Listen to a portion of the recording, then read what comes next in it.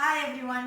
இன்னைக்கு நான் வந்து ஒரு ஈவினிங் ஸ்நாக்ஸ் தான் வந்து செய்ய போறேன். ஒரு டீ டைம் ஸ்நாக்ஸ். பன்னீர் யூஸ் பண்ணி பன்னீர் கட்லெட் அல்லது பன்னீர் வடை எப்படி வேணா நம்ம வந்து அது வந்து நேம் வந்து சொல்லிக்கலாம். ஸோ அந்த ஈவினிங் ஸ்நாக்ஸ் ஒரு சூப்பரான டீ டைம் ஸ்நாக்ஸ் எப்படி பண்றது அப்படின்னு சொல்லி நான் உங்களுக்கு வந்து இப்போ வந்து சொல்றேன். வாங்க போலாம். இப்போ அந்த பன்னீர் கட்லெட் செய்யறதுக்கு நான் பன்னீர் வந்து எடுத்திருக்கேன். ஒரு 250 கிராம் 250 கிராம் பன்னீர். அதில் இப்போ பன்னீரில் வந்து ஆனியன் வந்து ஒரு ஆனியன் வந்து கட் பண்ணி வச்சுருக்கேன். அது வந்து போட்டுடலாம். அதுக்கப்புறமா கேப்சிகம் ஒரு ஹாஃப் கேப்சிகம் மட்டும். அப்புறம் கொஞ்சமாக வந்து கேரட் ஒரு ஒரு சின்ன துண்டு கேரட் அதை வந்து துருவி வச்சுருக்கேன். அதையும் வந்து சேர்த்துக்கலாம். அதுக்கப்புறமா சில்லி ஃப்ளேக்ஸ் பச்சை மிளகா இருந்தால் பச்சை மிளகா சேர்த்துக்கலாம். அப்படி இல்லைன்னா சில்லி ஃப்ளேக்ஸ் கொஞ்சம் வந்து சேர்த்துக்கலாம். அதுக்கப்புறம் ஓரிகானோ அது வந்து ஆப்ஷனல் தான், அது சேர்க்கலனாலும் ஒன்றும் இல்லை. நான் வந்து கொஞ்சமாக வந்து சேர்த்துக்கிறேன், ஒரு ½ டேபிள் ஸ்பூன். அப்புறமா வந்து அரிசி மாவு வந்து ஒரு 3லேருந்து 4 டேபிள் ஸ்பூன் வரைக்கும். நான் வந்து 3 டேபிள் ஸ்பூன் சேர்த்துக்கிறேன் அரிசி மாவு. மைதா மாவு வந்து ஒரு 2 டேபிள் ஸ்பூன். அப்புறம் கொஞ்சமாக வந்து பெப்பர்.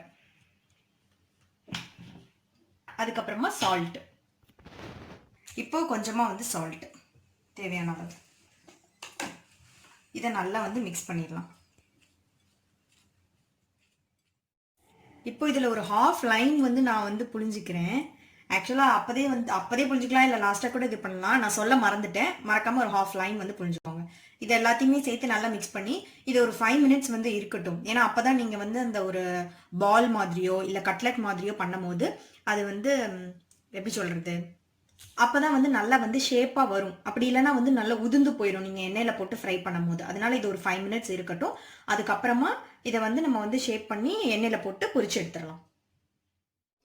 இப்போது 5 நிமிஷம் கழித்து இந்த பன்னீரை வந்து குட்டி குட்டி பால்ஸாக வந்து எடுத்து நீங்கள் வந்து இந்த மாதிரி பால் மாதிரி கூட சின்ன சின்ன பால் மாதிரி எடுத்து கூட பண்ணலாம். நான் வந்து இந்த மாதிரி வந்து பண்ண போகிறேன். வடைக்கு பண்ணுவோம்ல இந்த மாதிரி எடுத்து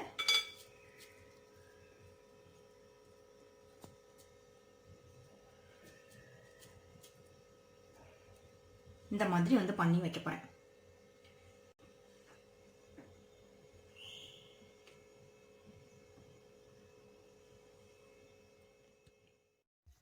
இந்த மாதிரி நான் குட்டி குட்டி பால்ஸ் மாதிரி பண்ணி அதை வந்து ஃப்ளாட் பண்ணி நான் அதை எடுத்து வச்சுட்டேன் வடை ஷேப்பில், வடை மாதிரி.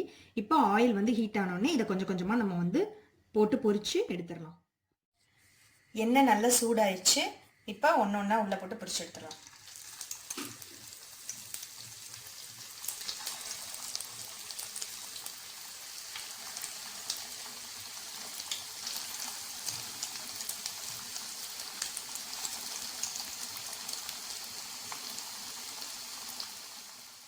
எப்போவுமே வந்து ஹை ஃப்ளேமில் வந்து வைக்க வேணாம். இதை வந்து பொரிக்கும் போது இதுன்னு இல்லை, எந்த ஒரு இது நம்ம ஃப்ரை பண்ணும் போதும் மீடியம் ஃப்ளேம்லேயே வச்சு ஃப்ரை பண்ணுங்கள். இல்லைனா வெளியில் வந்து நல்ல ப்ரௌன் கலரில் ஆயிரும், ஆனால் உள்ளே வந்து வெந்திருக்காது. 2 சைடும் நல்லா வெந்ததுக்கப்புறமா நம்ம வெளியே எடுத்துடலாம். இதே மாதிரி எல்லா இதையும் பொரிச்சு எடுத்துட்டு நான் வந்து காமிக்கிறேன். எல்லா பன்னீர் பால்ஸையும் வந்து ஃப்ரை பண்ணி எடுத்தாச்சு. ரொம்ப சூப்பராக வந்திருக்கு. இப்போ இது வந்து எப்படி இருக்குன்னு சொல்லி உள்ளே நான் உங்களுக்கு பிச்சு காமிக்கிறேன். நல்லா வந்திருக்கு. இதுக்கு வந்து சூப்பராக வந்து காம்பினேஷன் என்னதுன்னா இந்த டொமேட்டோ கெச்சப், அப்புறமா வந்து மின்ட் சட்னி. இதை விட மின்ட் சட்னி வந்து ரொம்ப நல்லாயிருக்கும். மின்ட் சட்னிக்கு வந்து என்ன, நான் வீட்டிலே பண்ணது தான். மின்ட் சட்னி ஒன்றும் இல்லை. கொத்தமல்லி வந்து கொரியாண்டர் லீவ்ஸ் இருக்குல்ல, அது அதிகமாக எடுக்கணும். மின்ட் வந்து கம்மியாக எடுக்கணும். அது வந்து 2 கப் எடுத்தால் மின்ட் வந்து 1 கப் எடுக்கணும். அப்புறமா சும்மா ஒரு 2 ஸ்பூன் வந்து கர்டு, கொஞ்சமாக ஒரு பிஞ்ச் ஆஃப் வந்து ஜீரகத்தூள், அதுக்கப்புறமா சாட் மசாலா, சால்ட்டு, 2 சில்லி, அப்புறமா ஜிஞ்சர். அவ்வளோதான். இதெல்லாம் போட்டு அரைச்சிட வேண்டியதான். இப்போ இது நான் எப்படி இருக்குன்னு சொல்கிறேன் சாப்பிட்டு. எனக்கு மின்ட் சட்னி தான் ரொம்ப பிடிக்கும் டொமேட்டோ கெச்சப் விட. அதனால நான் இதை தொட்டே பார்த்து சாப்பிட்டு எப்படி இருக்குன்னு சொல்கிறேன்.